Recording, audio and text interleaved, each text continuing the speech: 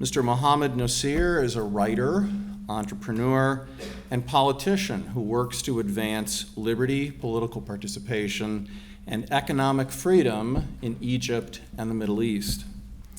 Nosseir has served in leadership in Egypt's Democratic Front Party and the Free Egyptian Party. He has supplied Egypt's government with public policy proposals intended to reform institutions and stimulate entrepreneurial ideas to challenge the country's political, economic, and social status quo.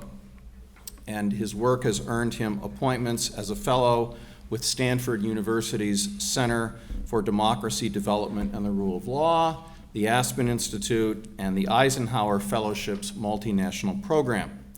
He also serves as a board member on the Egyptian American Fellowship Association.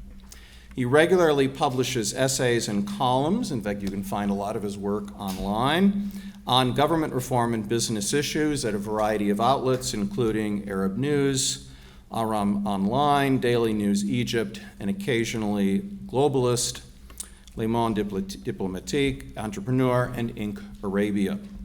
As managing director of Global Marketing Consultancy based in Egypt, Mohammed assists a number of international and regional companies in expanding their businesses in the Middle East. He graduated from Ain Shams University, Cairo. Please join me in welcoming Mr. Mohammed Nosseir.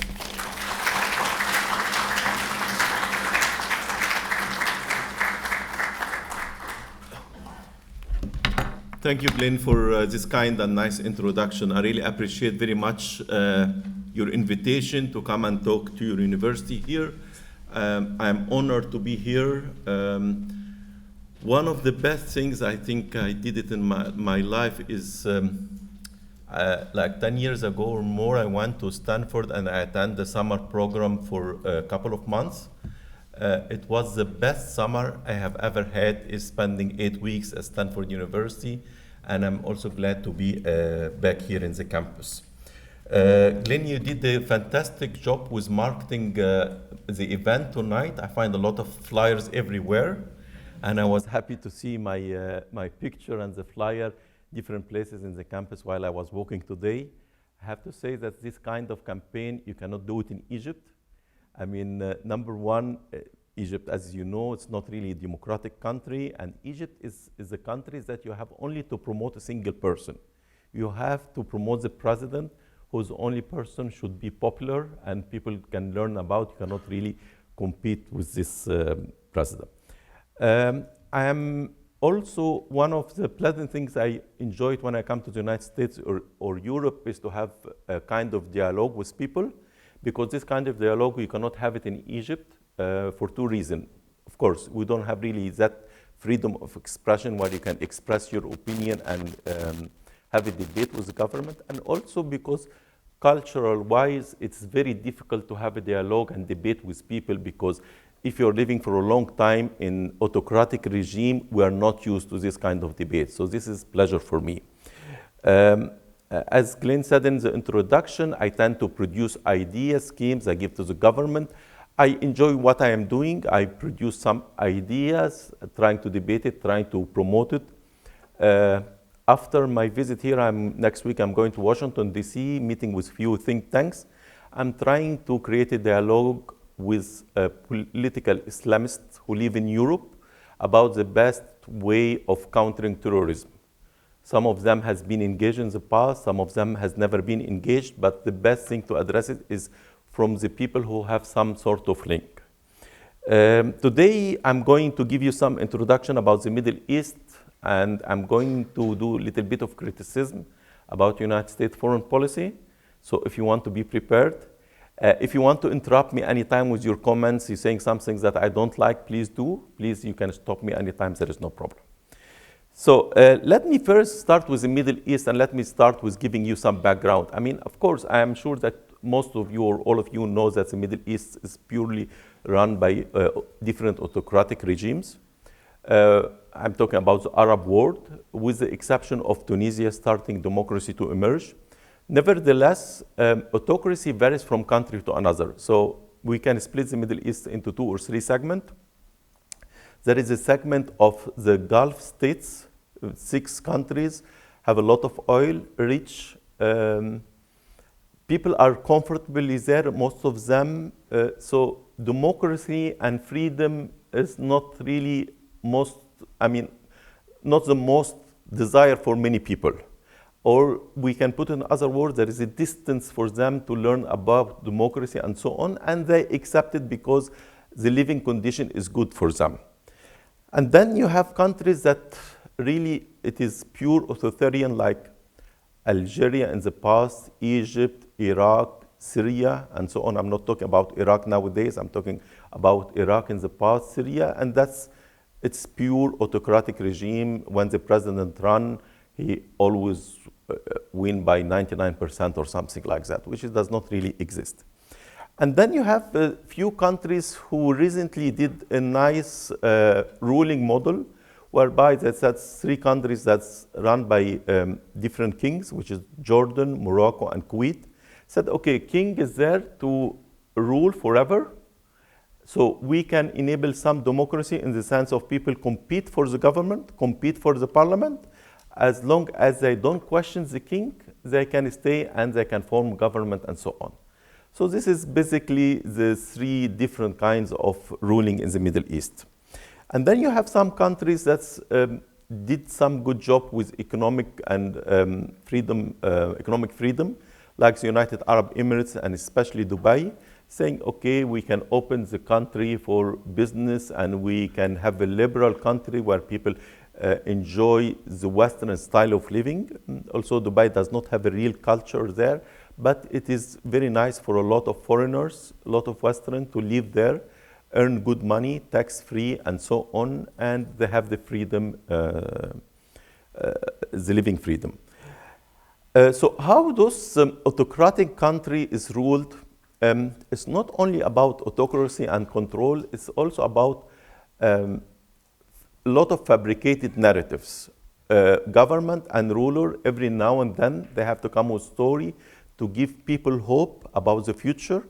And unfortunately, large number of the people tend to believe about these stories, and they move from a narrative to another. They move from fabricated narrative to another, and that's the way they give people hope and about the future, and people tend to be happy.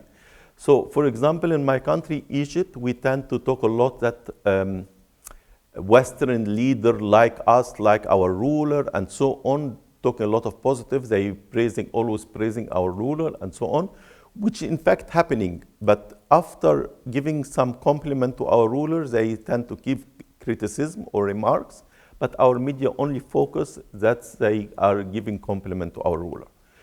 We tend to be proud with our achievement. We tend to talk about, Egypt is a country with 7,000 years, so we tend to talk a lot of our achievement, and mainly most of the achievement is false or not real achievement. I remember a few years ago, the president and the Minister of Defense at that time, they launched a new device whereby the device can cure 6 chronic diseases. Cancer is one of them, HIV as another, and so on. And it was a big publicity in the media. And I was very much shocked to learn that the president is sitting among the audience and listening that this is a new innovation that Egypt has produced to the entire world. Anyhow, when I talked about the idea with my friend and very well-educated people, I was surprisingly found out that many of them, they're neutral. Said, okay, why not Egypt can produce something like this? And then I told them, okay, if there is nobody in the Western world, in Europe or so on, is talking about the device, so probably it's not true. And even, as you said, if we can get lucky with something, we cannot get lucky with 6 chronic diseases in one device. So, but anyhow, this is how Egyptians tend to react. They tend to react positively and believing, yes, we can do it, and then forget about it, and later on the government comes with another fabricated idea and produces idea, people keep believing in it, and so on. What else? So we have some democracy evolution which has happened in the last 10 years, and this is the most promising things which happened to the Arab world. And when I speak with the Arab world, I will focus on Egypt because aside of being Egyptian and knowing a lot about my country, but Egypt is the largest country in the Middle East. It has a lot of influence on other countries.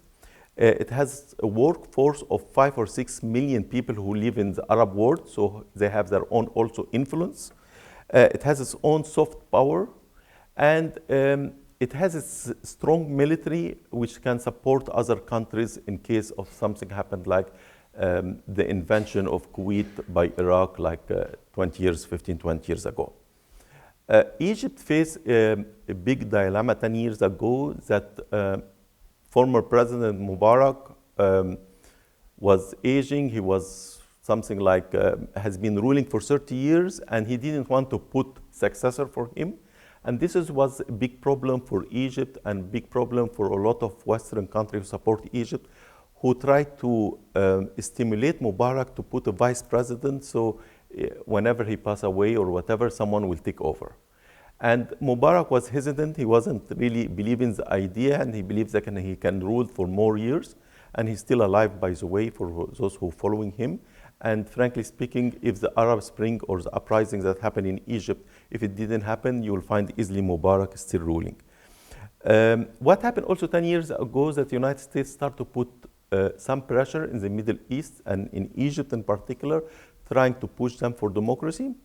I cannot say if this pressure, I think this happened during former President George Bush, and I am not sure if this was a genuine pressure for the sake of democracy or it was pressure for something else, but I have to admit this kind of pressure, it's helped us to move a little bit towards uprising and democracy. Mubarak used to rule with the concern of we have a lot of poor people, we have a lot of unemployment, so he was always trying to promote business people to expand and do new projects, and also promoting foreign direct investment. Of course, all of these kind of transaction, it used to happen with an element of corruption, and corruption in a country like Egypt is well spread.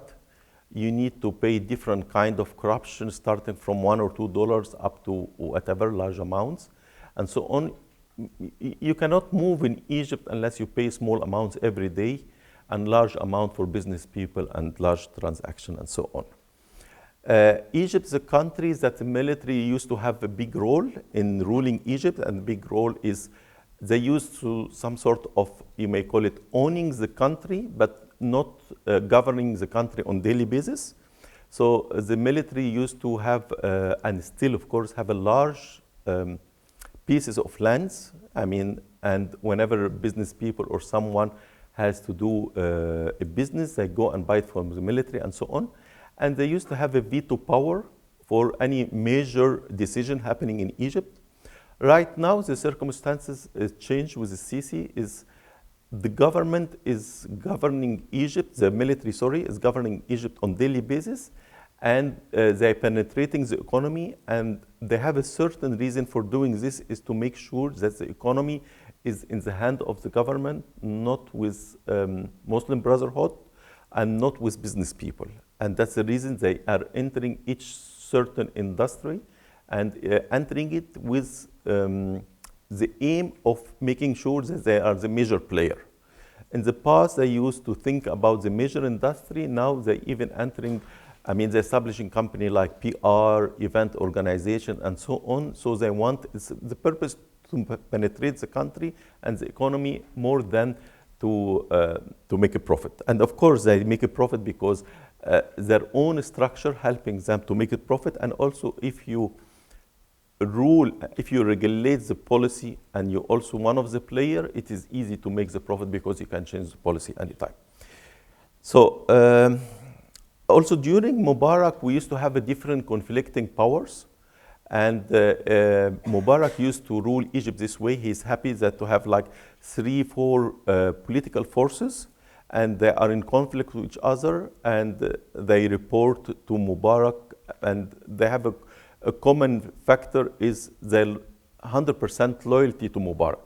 Now we'll Sisi, no, rule in different way. Politics does not exist at all. Politics means Sisi, and that's it. I mean, not even his own people are involved in politics. No, he is the one, he decides politics 100%, and it is, how we call it, 100%.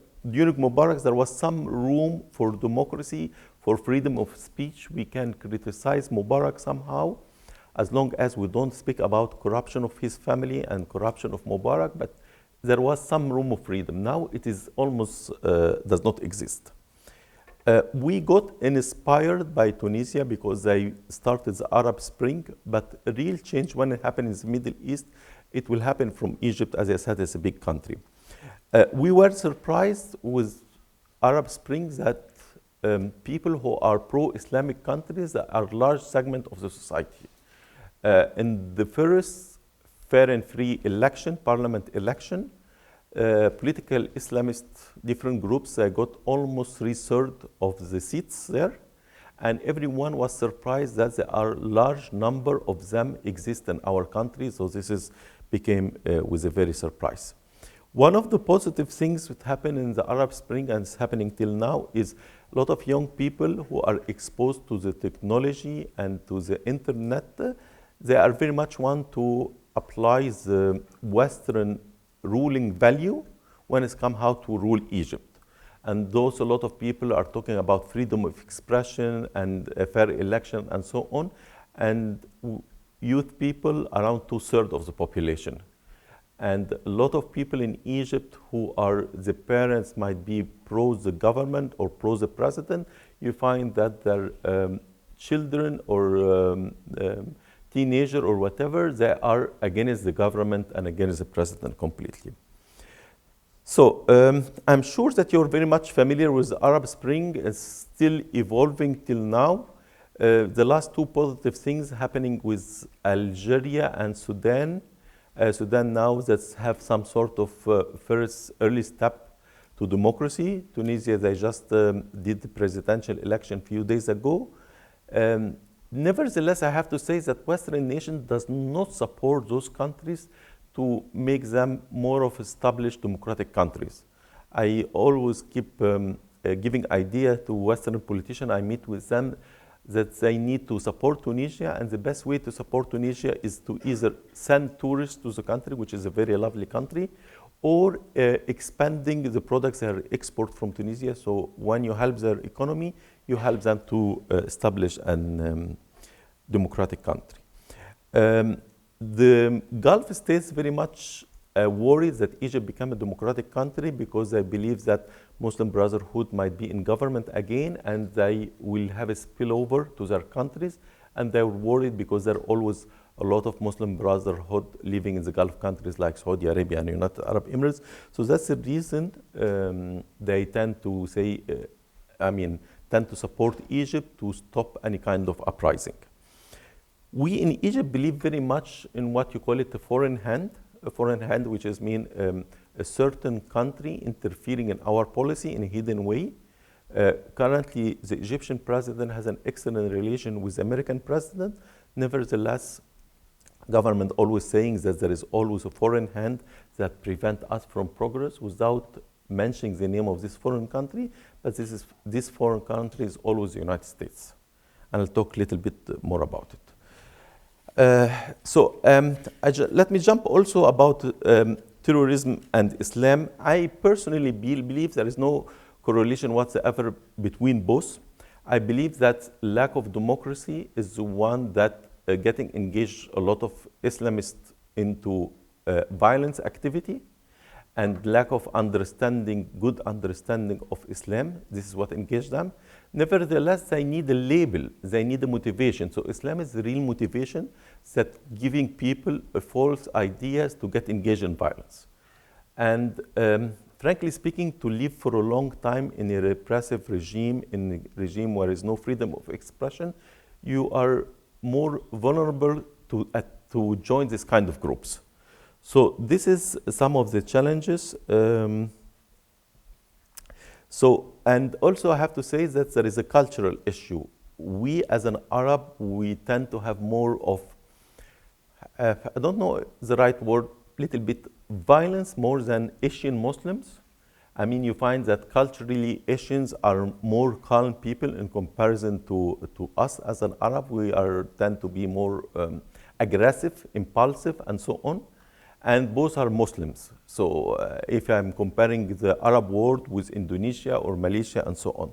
So I tend to defend that it is more of cultural issues, more of political circumstances than purely has to do with Islam as a religion. Also that Islam as a religion, you might find some verses or phrases there that incite you to fight, but also there is similar phrases that's saying, no, you should abide with peace. But the idea is it's a matter of how you perceive it and how government can promote religion in the society, which is something our government does not do. So I remember, for example, a long time ago when we used to have a fight and war with Israel, religious people always saying, Israel is your enemy, you have to fight, you have to kill them, and so on.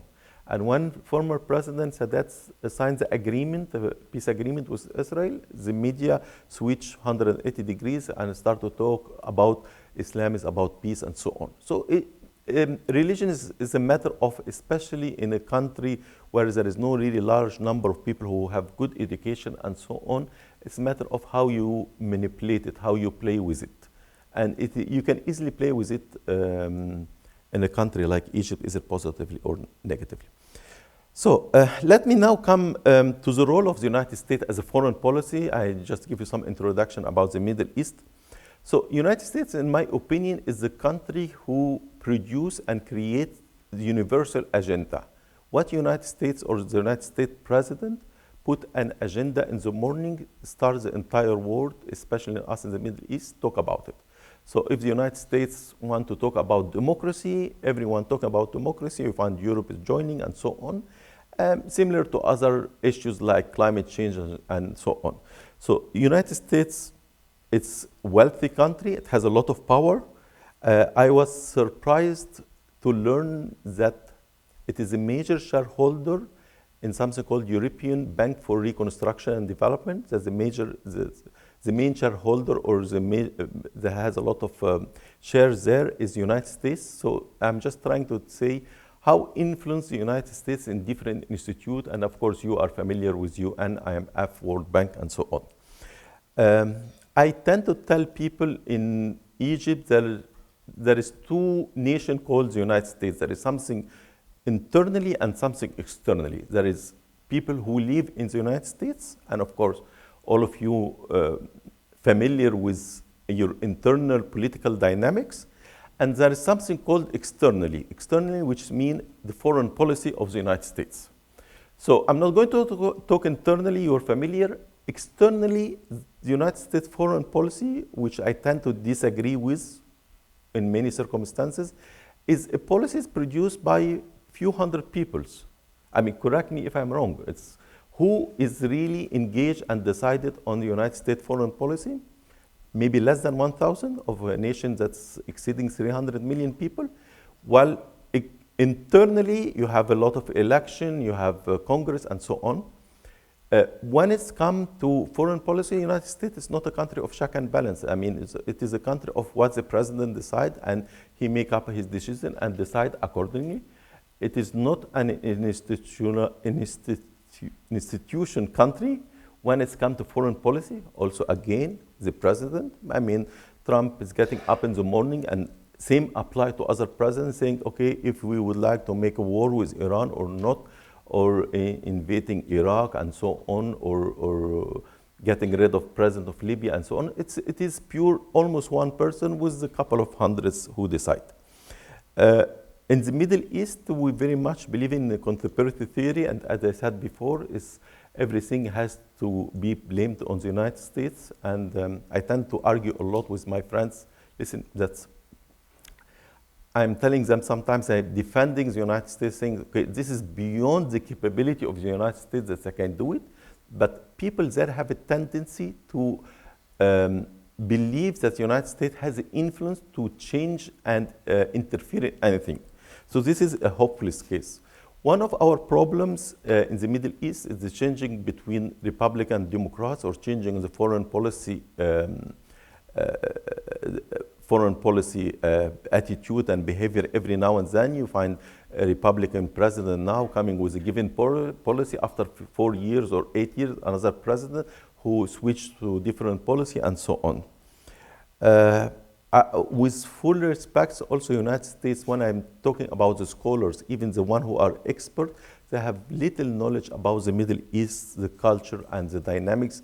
When they produce ideas, it tend to be not that relevant to our region. Might be constructive ideas, but they have to think about ideas that can fit and get accepted by our culture, which is not the case.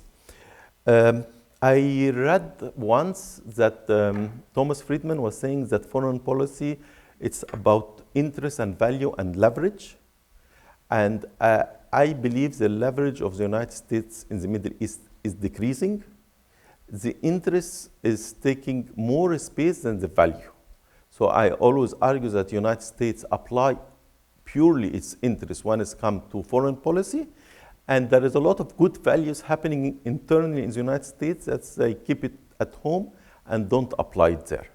And frankly speaking, when you are a very powerful country, you tend to don't think too much, don't put a lot of effort, and you try to apply what you want and what you believe without putting an effort. And that's the reason also you find a lot of problems like happening whatever in Iraq, what you call it, how they invaded Iraq, for example, when they strike Syria, when they strike Libya, and so on. This is some of the problems we have it, and we still live with it. For you, maybe it was event of few weeks or few months, but the circumstances and the impact, it lasts till now.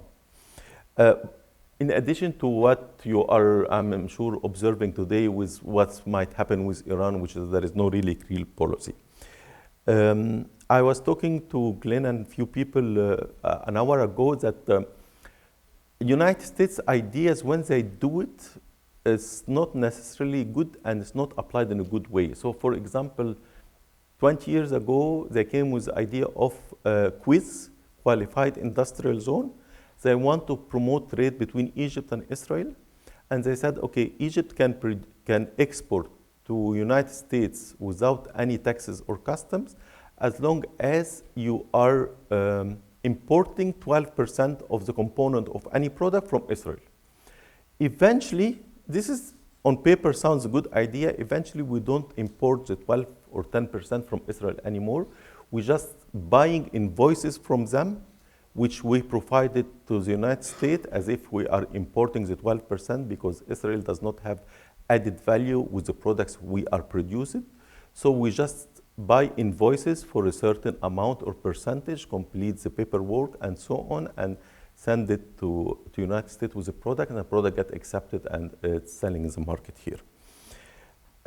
Let me conclude with drawing some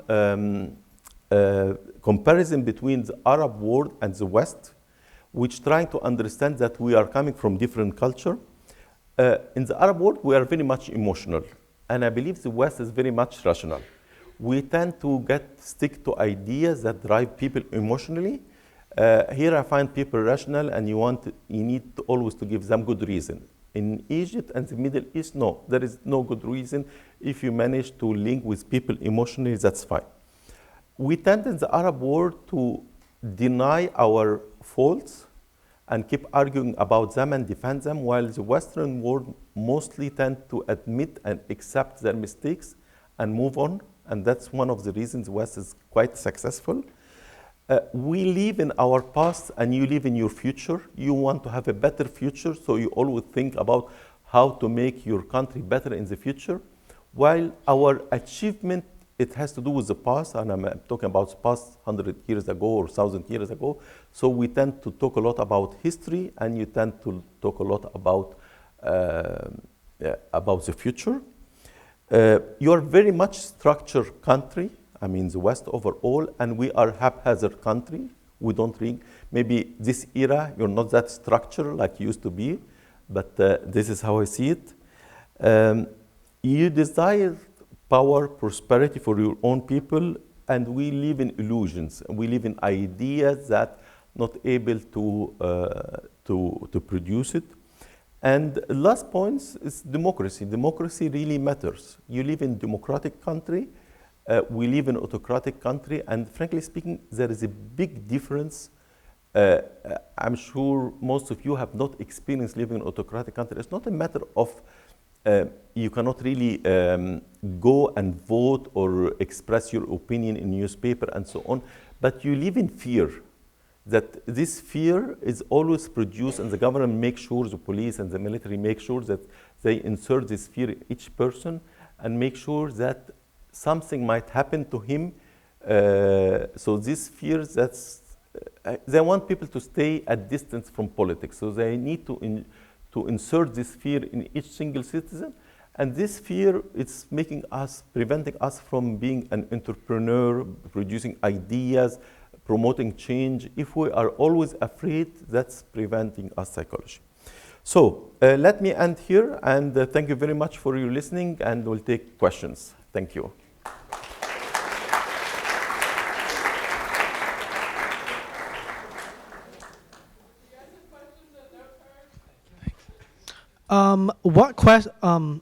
What global country do you think has the largest influence on Egypt currently, and why?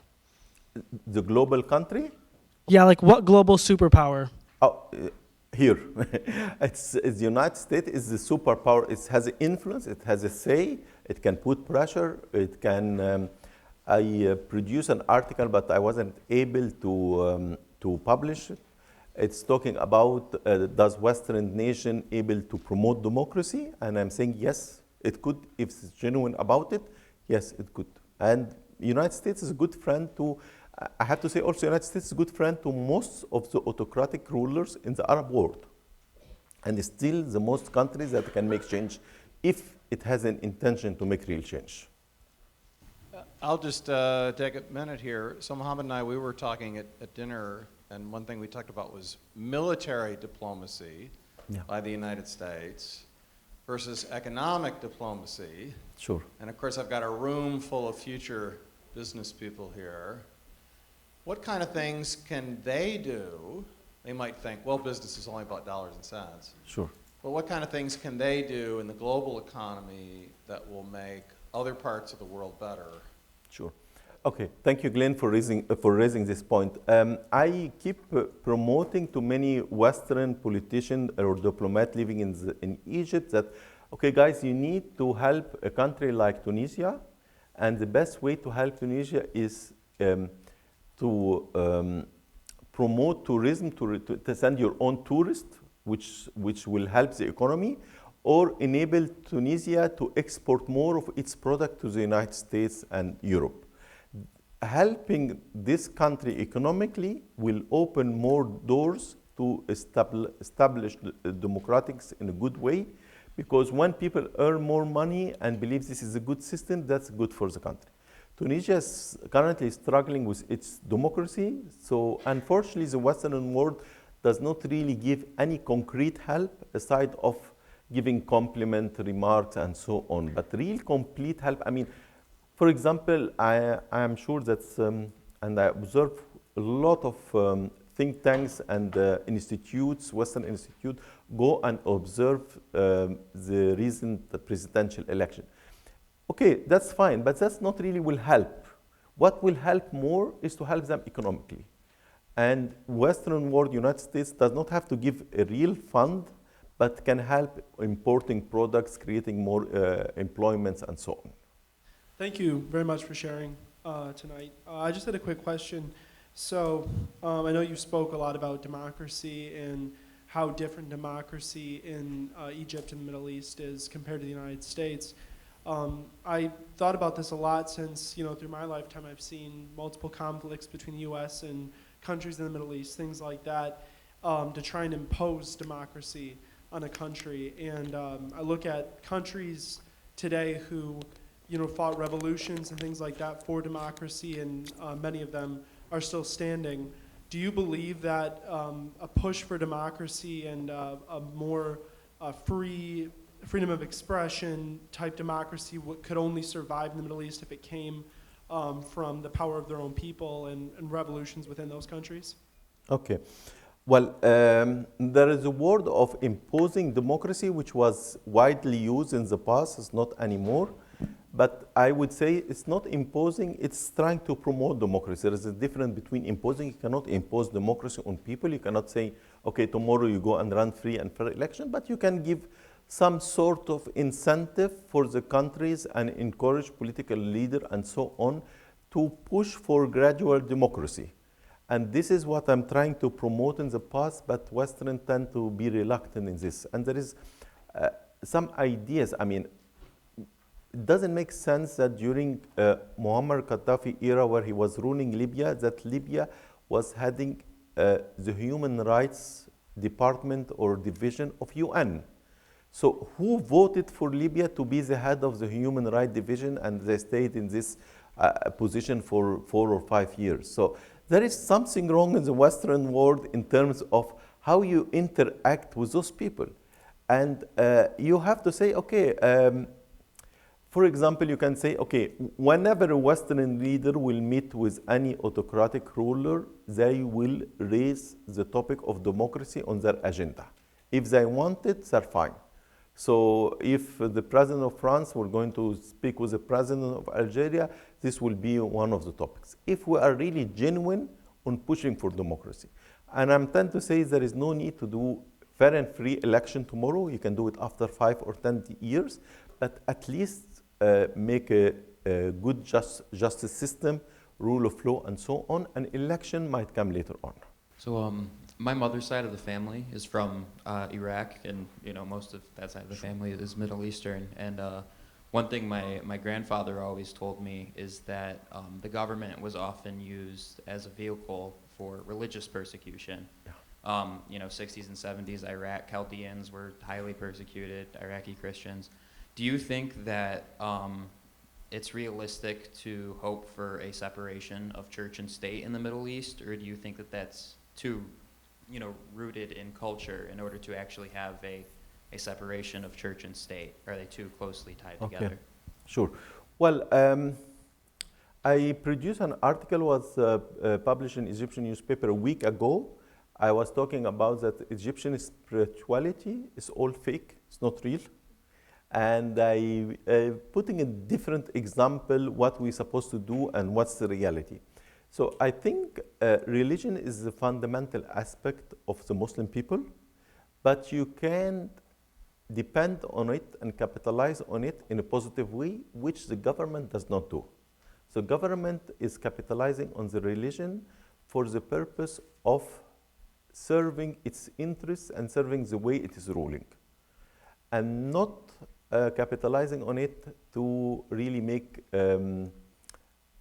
people have a better understanding of religion and so on. So, for example, in Egypt, Coptic or Christian represent around 10%, 8 or 10%, and purely our religion is saying that we are equal in rights. But you find some discrimination, and this discrimination happening from the culture, from the people themselves, sometimes happening from the government. But the government did not take any step to say that if you discriminate against religion or gender, this is the kind of penalty or fees you're going to apply. So this is some of the steps that the government is reluctant to do, and it's reluctant to do because they want to always manipulate the religion for their own ruling agenda, not really to separate religion from the state.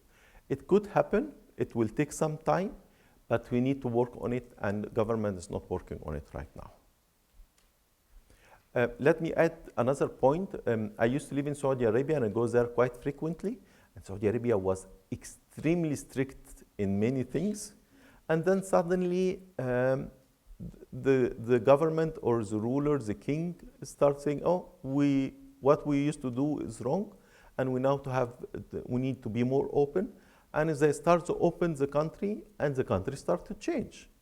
And all religious people who used to be very strict, very firm with their ideas in the past, they changed their opinion and now supporting the king with his new ideas, or the crown prince is one initiating this. I think one of the fears that a lot of Western nations, and I think probably a lot of people fear, is that if a country such as Egypt were to hold another election, they would bring an Islamic government to power, such as the Muslim Brotherhood that you had. How do you combat that sort of fear, and how do you combat that sort of thing from happening? Sure. Well, you can do it through different rules and regulation. So right now you can enable people to establish party and compete as long as they don't capitalize on the religious factor. And then by time those parties will start to grow and have a say and have a representative in the parliament. So you tend to give a room for the civil society to get bigger, larger, and shrinks the people with the religious rule. Right now, it doesn't happen. What's happening? You are preventing anyone from getting engaged in politics. So what will be the alternative? Alternative will be for people who know how to work under the ground, which is basically a Muslim Brotherhood, and they are getting larger in the last years. So since El-Sisi came to power, who some sort of didn't allow people to get engaged in politics, I am arguing that the Muslim Brotherhood and political Islamist parties and organizations are larger than what they used to be before, because he does not allow any room of expression, does not allow any democracy. So who could benefit from this is the people who can work under the ground. And people who are saying, listen, Islam is much better than the nation, than Egypt, than El-Sisi. So this is one of the things. So there is many ways if you want to give room to this part of the room here and saying, okay, we give you room for a few years to expand and so on, which does not happen in Egypt. In terms of liberalization, so you had said that Americans look to the future, Egyptians look to their past. Do you have any ideas about how you take people in a culture that tends to look backward? How do you get them to look forward? Okay. Well, number one, looking forward is the giving more power for the young people. Young people is the future. But for us, most of the people who used to rule Egypt, and to some extent till now, is the people over 60 or 70. People who spend 40 or 50 years in their career trying to have some kind of leadership. And then eventually, for a single purpose, the government or the president appoint people at the age of 70 because you have less ability to change and you're not that enthusiastic and you just want to realize power and that's it. So if you give more room for the young people, they can produce good ideas and can work for the future. Plus, the media in Egypt, which is controlled by the state 100%, always want to make us proud of our history. We are the one who developed the pyramids and so on. But what we are doing now, they don't talk about it. So each one is proud of his history, but circumstances now is not that pleasant. How has Egypt's relationship with the United States changed, if it has, under President Trump? Okay. President Trump has an excellent relationship with the Sisi now. And I believe Trump, I always feel Trump saying in various theses that he's really ruling an autocratic country. I think Trump would like to be in a Sisi place. I mean, I believe that if we offer Trump to rule an autocratic country and give up all of the headaches of the United States, probably he will be willing because that will be more enjoyable for him. He's very much bothered with the media here, bothered with the people who keep criticizing him, while if he come to rule an autocratic country, he will be pleasant. So I always feel when he meet with the president of North Korea, president of Egypt, and all of those autocratic presidents, that he find himself at home. He find himself, okay, he want to tell God bless you. I mean, you are lucky than me. Also, I am ruling a large country, superpower country, but have a lot of headaches with a lot of people here. But you guys manage much better. So they have an excellent relationship, and hopefully if we get a new president, things will change in a positive way. So. The question of American influence. So you had said during your lecture that American influence has decreased a bit, I think.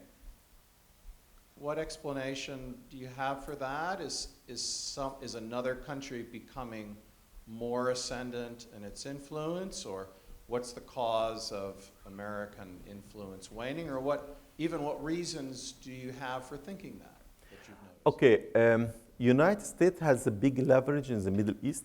A large number of people still like the United States very much. United States, has an interest, influence, and can do a lot of change. It has a strong partnership with many Arab nations. Nevertheless, with Trump era, it became to a phase whereby United States saying, I'm not interested anymore in the region. I don't have ideas. I don't know if I am going to pull my troops from Syria or keeping them. What I'm going to do, the policy is not clear. Some people is trying to replace the United States like Russia and China. Russia is trying to push Egypt to make strong partnership with Egypt. Egypt's a little bit reluctant from doing this strong partnership. It is not really a clear policy of the United States foreign policy in the region, and that's the reason that it is. We are in an era that's very much of confusion right now. China is expanding economically. It's penetrating Africa and Middle East and maybe the rest of the world with its products, with its idea of this Belt and Roadway and all of this. And eventually, I believe this will give China a leverage to many nations in this world. So I don't think that the United States has the best, sorry about this. I don't think that the United States has the best period right now when it comes to foreign policy and the Middle East. What recommendation would you have for the United States in relation to the recent attack on Saudi oil fields? Okay, number one, I keep hearing is a lot of rumors that it might be initiated by the United States itself. Because Trump keeps saying, guys, you cannot secure yourself, you cannot protect yourself without us. You need to buy more weapons from us. So people in Egypt, in the social media in the last 2 days, keep talking about, okay, let's make the link. United States, Trump saying, I want your money. I want to sell you more products, more weapons. So people in Egypt tend to think, okay, that's he's the one who indirectly makes the attacks on the production of oil in the United States, and that's the reason behind it. Frankly speaking, I mean, Trump is talking about, there is a title today in Nation magazine is saying, is Saudi Arabia money what influence Trump foreign policy? I haven't read the article yet, but I want to tell them, listen, that's not a question. Trump is the one keeps saying, I am running after your money. I mean, he does not say that I want you to be advanced nation or democratic nation or stable nation. He just keeps saying all the time, I want to sell you more weapons so you can protect your country and so on. So I personally don't believe that the United States behind it, but the United States has a big influence and element in making this region not stable. Or at least it doesn't produce more effort to make it more stable region. And this is not only with Trump, I would say with also previous presidents. They don't really try to put, with the exception of Trump, he did a great, not Trump, Obama, he did a great job with signing an agreement with Iran. I think that was something great. He can build on it. The peace agreement between Egypt and Israel is something historically. You can build on it. There is few things the United States did it a big achievement in the past, and you can do this kind of things now again if you are really serious about it. If you are hesitant, like the era of Trump and Trump right now, okay, you will not be able to produce anything. If you want to use the conflict of the Middle East to serve you personally or serve the President of the United States personally, and that's what's happening right now. Mohammed, I know I read your article and you mentioned it in your talk regarding the differences in culture between the West and the Middle East. So, for example, you said, well, the West stresses rationalism and the Middle East stresses emotion. So how do you bridge those divides? How do you get a process going whereby both sides become sensitized to those nuances of the other party on the other side in a productive way? Because otherwise we're all just in our own bubble. Sure. And so we're talking within our bubble, we're not connecting at all. Sure. Okay. Thank you for your question. I believe you can change by we give you some of our attributes and you give us some of yours, which is I tend to produce ideas to people and have a lot of friends who work diplomats at the American Embassy in Egypt, tend to give them this kind of ideas that we need to be more rational and you need to be more emotional with understanding the way we are thinking. So this is the best exchange we can do it together is to, culturally we are emotional, the government capitalize on this emotion, and we are willing very much to blame the United States or any Western countries for our own fault, because people will tend to believe this idea quickly, so this is what they do. So when you try to communicate with us, you have to understand that we have different kind of education, understanding, and we tend to be emotional towards a lot of ideas. And when we talk to you, sometimes we try to sell you this emotion and you want it rationalized. You want concrete products. Give me this product, I pay you $5 and that's it. So with dialogue, this kind of dialogue, I think we will get better an understanding. And I think this is what's the role of diplomats and what's the role of trade agreement and agreement between two nations, which does not really serve this kind of gap. It just serves trade or political purpose and so on. Thank you. Mohammed, I have a quick question for you Yeah. here. So when you were talking about the young people paving the way for the future, do you really feel they have an opportunity to do that, or are they suppressed? Are they afraid to make change? How can they actually have the ability to make change? Well, unfortunately, most of the young people right now are thinking of getting a visa to the United States and immigrate to the United States. or immigrate to any of the Europe or Western nation. They reach a point of depression whereby they don't believe that change will happen in the near future. I was talking to a son of a friend of mine. My friend is pro-Sisi 100%, and his son is talking that he would like to, he just graduated from his university and he's intending to immigrate to Australia. And I was surprised that's a long way why you want to immigrate. And he's starting to give me the reason. Many things that we lack in Egypt and exist in other countries is what he searched for. And then at the end of the conversation, I want to make a joke with him. I told him, okay, if you're going to move, please take a Sisi with you. And then I said, if a Sisi move to Australia, I'm going to stay in Egypt. So in other words, if there is freedom of expression, if there is some sort of good democracy in Egypt, he's willing to stay.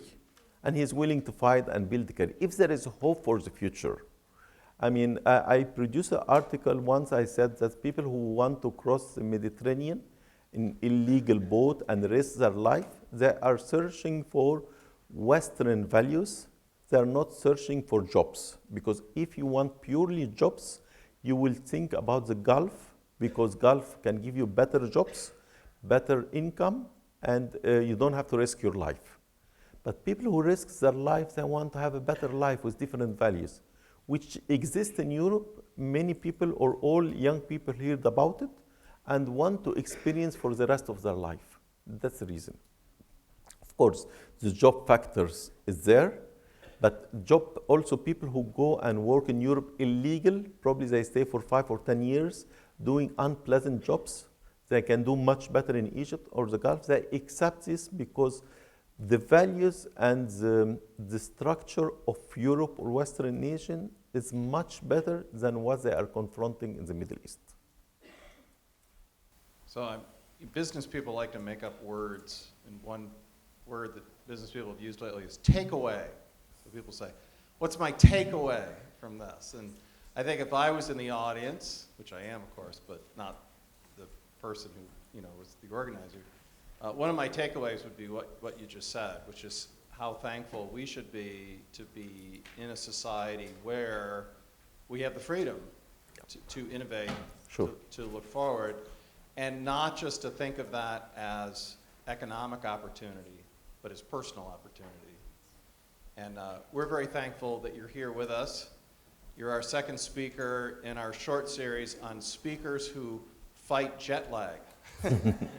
So we're very thankful for that as well. So everyone, please join me in thanking Mohammed Nosseir. Thank you. Thank you.